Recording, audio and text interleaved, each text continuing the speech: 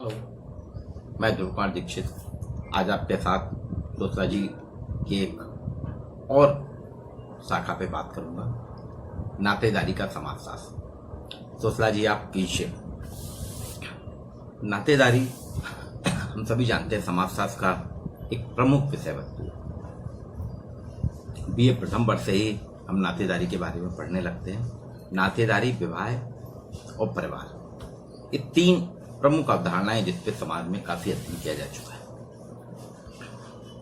एक सामाजिक संरचना के में नातेदारी का अध्ययन विधि शास्त्र के रूप में किया जा सकता है। समाजशास्त्र में इसका अध्ययन बाद में हुआ। पहले कानून में सामाजिक संरचना के परिप्रेक्ष्य में कानून के अंतर्गत, विधि शास्त्र के अंतर्गत नातेदारी की अवधारणा प्रचलित थी। नातेदारी का अध्ययन किया जाता था।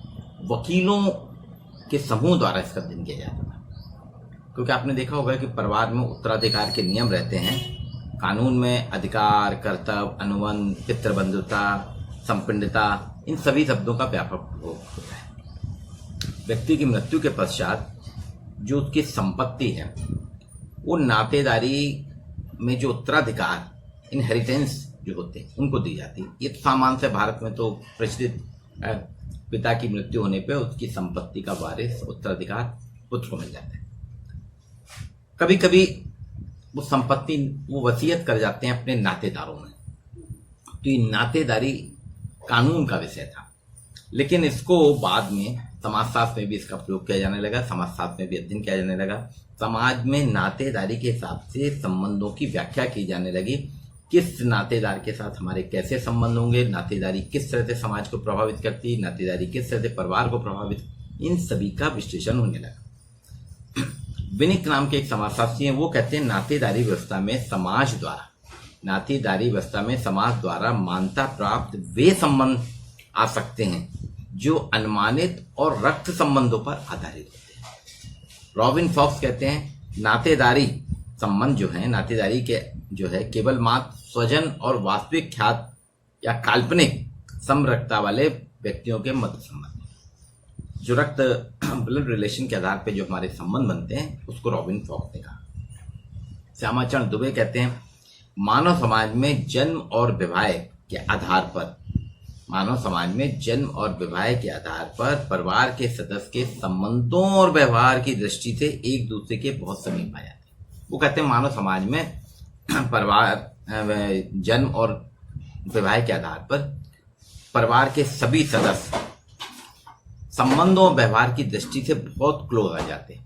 जैसे विवाह हुआ तो पति पत्नी के संबंध बहुत क्लोज, और फिर जहां लड़की की शादी जिस परिवार में होती है, उसके लड़के अपने पति के पक्ष से संबंध हो जाते हैं। पति की शादी जहां होती है, लड़के की शादी जिस लड़की से, उसके परिवार के संबंध।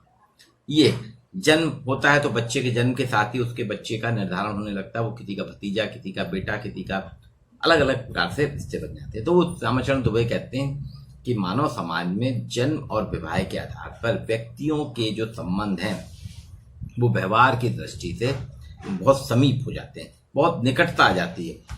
नातेदारी एक वास्तव में सार्वभौमिक व्यवस्था है।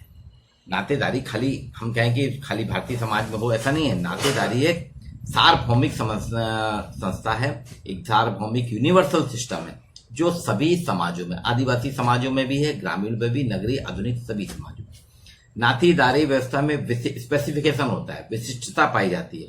अर्थात इसका स्वरूप अलग अलग समाजों में अलग अलग हो जाता है। जनजातियों में अलग हो जाता है, ग्रामीण में अलग हो जाता है, दक्षिण भारत में अलग है, उत्तर भारत में अलग है। ये एक सामाजिक संगठन का आधार है। किनशिप सिस्टम, नातेदारी व्यवस्था जो है सामाजिक संगठनों का आधार है। ये एक सरलतम व्यवस्था है। नातेदारी कोई बहुत टिपिकल नहीं है, बहुत ही सरल है, जिसको समझना और व्यक्त करना बहुत सरल कार्य है। इसमें समाजों के जो सरल समाज है, उनकी अपेक्षा जटिल समाजों में कुछ ज्यादा भिन्नताएं होती है। इसके दो प्रकार से भेद है। नातेदारी संबंध कैसे बनता है? एक तो रक्त संबंधों पे बनता है और एक वैवाहिक आधार पे। रक्त मूलक जो है, उसमें क्या होता है, रक्त संबंधों के आधार पे जो रिश्ते होते हैं, जो हमारे नाते होते हैं, वो रक्त मूलक नातेदार कहते हैं। इसमें समान रक्त सपिंड के आधार पर एक दूसरे से संबंधित व्यक्ति सम्मिलित होते हैं, जैसे माता पिता और उनके बच्चे। माता पिता उनके बच्चों का संबंध क्या है? रक्त संबंध। भाई भाई का संबंध, ये रक्त संबंध, भाई बहन का संबंध, ये रक्त संबंध है। इसमें वास्तव में यहाँ पे जो आपके रक्त से ब्लड रिलेशन हो जाते हैं उनको कहा जाता है। और आपने देखा होगा कि जनजाति समाज में भी यही चीज है, टोडा वगैरह में तो ये कहलाते हैं। टोडा जनजाति जो है नातेदारी व्यवस्था बहुत सपिंड वाली, बहुत महत्वपूर्ण होती है। इसमें हर समाज में इसको देखने को मिलता है। और फिर उसी के आधार पे आप देखें रक्त संबंध हमारे बनते चले जाते हैं। चाचा चाची ताऊ, ये सारे रक्त संबंध है।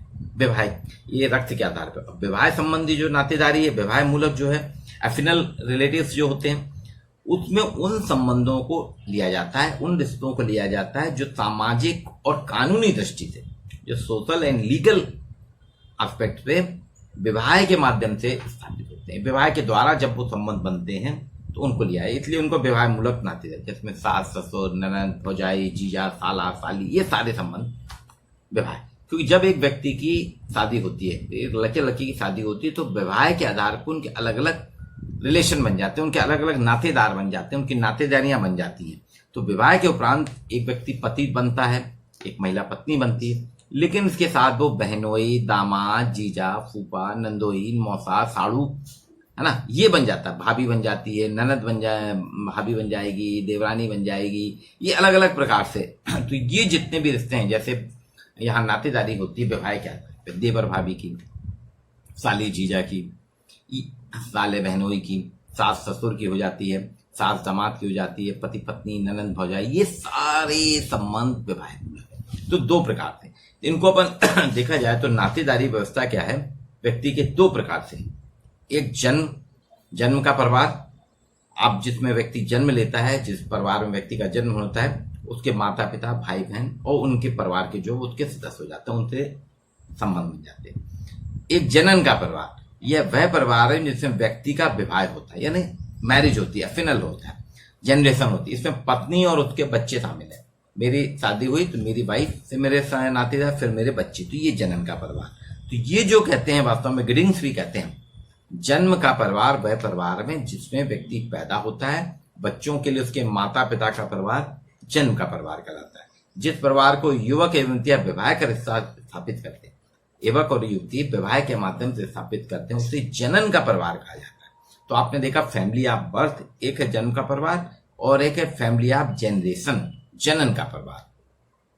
अब इसके नातेदारी तीन प्रकार के, नातेदारी की जो श्रेणियां हैं, कैटेगरीज ऑफ किनशिप, इसको तीन में बांटा गया। प्रथम प्राथमिक नातेदार या संबंधी, व्यक्ति के प्रत्यक्ष संबंध जब होते हैं तो प्राथमिक नातेदार है। जैसे पति पत्नी, बिल्कुल क्लोज डायरेक्ट पति और पत्नी के संबंध है।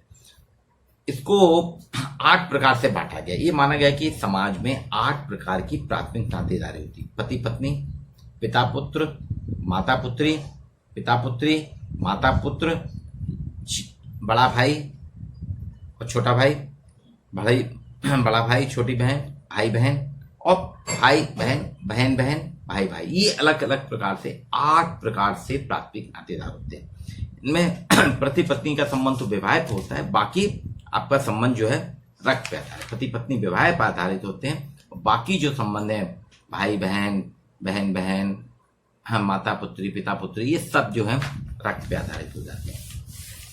अब इसके बाद जो है आपका द्वितीयक नातेदारी। द्वितीयक नातेदारी में जो है प्रत्यक्ष के साथ साथ अप्रत्यक्ष संबंध भी होते हैं, जिसमें प्राथमिक संबंधों के लिए जो प्राथमिक संबंध है उसे द्वितीयक हो जाते हैं। जैसे बहन का पति, बहन के लिए तो प्राथमिक है, परंतु उसके भाई के लिए वो जीजा कहलाता है, द्वितीयक हो जाएगा।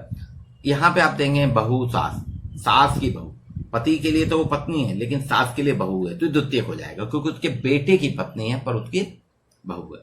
बहू ससुर, देवर भाभी, बड़े भैया की पत्नी है इसलिए देवर भाभी, साला जीजा, साली जीजा, चाचा भतीजा, मामा भांजे, ये सारे संबंध जो हैं द्वितीयक है।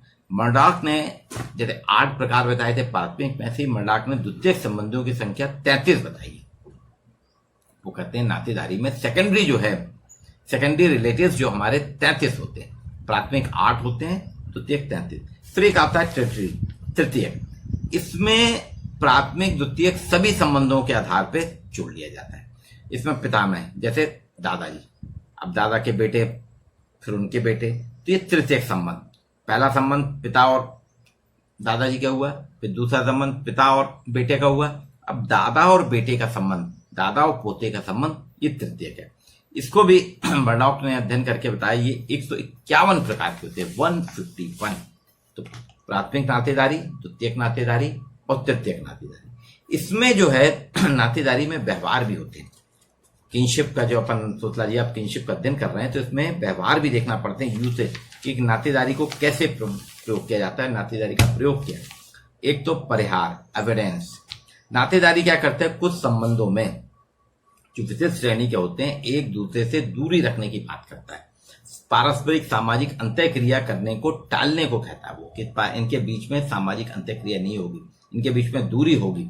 और ये आपने देखा होगा सास ससुर, है ना, बहू के अपने सास से तो संबंध रहते हैं, लेकिन ससुर से दूरी होती है। उनमें कहा, कई समाजों में तो देखा होगा बहू जो है अपने ससुर के सामने आती भी नहीं, जेठ के सामने नहीं आती है, पर्दा करती है, उनसे बात नहीं करती है। तो ये यहाँ कहा गया है कि बहुत सी जगह कि बहू जो है ससुर से बात करने को टालती है, जेठ से बात करने को टालती है, और उनको, तो ये कई जगह है, खाली हमारे सब समाजों में नहीं, जनजातीय समाज में। एक न्यूगनी की बोकाओ जनजाति में सास ससुर और दामाद में परिहार प्रचलित है, जिसके अनुसार ना तो वे एक दूसरे का मुंह देख सकते हैं, ना ही एक दूसरे को छूते हैं। ये न्यूगनी की बोकाओ जनजाति, उसमें तो इतना ज्यादा परिहार है, एविडेंस है कि बहू और सास अपने ससुर और दामाद के सामने बैठेगी नहीं, सास ससुर एक दूसरे को देखेंगे नहीं। ये ऑस्ट्रेलिया के भी कई जनजातियों में परिहार संबंध देखने को आया, जिसमें कठोरता से पालन होता है। इसमें तो सास जो है वो दामाद को देखना, उससे बात करना भी प्रतिबंधित है, कि उसको नाम भी नहीं लेगी, उसको नाम भी नहीं आना चाहिए सास के कानों में अपने दामाद का। ये कुछ चीज है। अब आपने देखा होगा भाई बहन के बीच में भी दूरी रखी जाती है, परिहार किया जाता है कि आप भाई बहन एक सीमित तक ही रहेंगे, ज्यादा वो नहीं होंगे। ससुर सास और दामाद के बीच में परिहार होता है, सास बहू के बीच में परिहार होता है, ससुर का पुत्र और बहू में परिहार होता है, ससुर दामाद के बीच में परिहार है, जेठ भाई अपनी छोटे भाई की पत्नी से दूरी रखेगा। ये कुछ चीजें परिहार की बात है। फ्रेज और फ्राइड ने कहा ये यौन संबंधों की सुरक्षा के लिए है। ये नातेदारी में ये जो परिहार की बात है, वो कहते हैं वास्तव में यौन संबंधों को सुरक्षित रखने के लिए, हर किसी के साथ ना हो, ये रखा गया। फिर एक आता है परिहार, हंसी मस्करी, जोकिंग रिलेशनशिप। जोकिंग रिलेशनशिप भी हर किसी के साथ नहीं होती है। नातेदारी में जोकिंग या हंसी परिहार के संबंध हर किसी के साथ नहीं होते।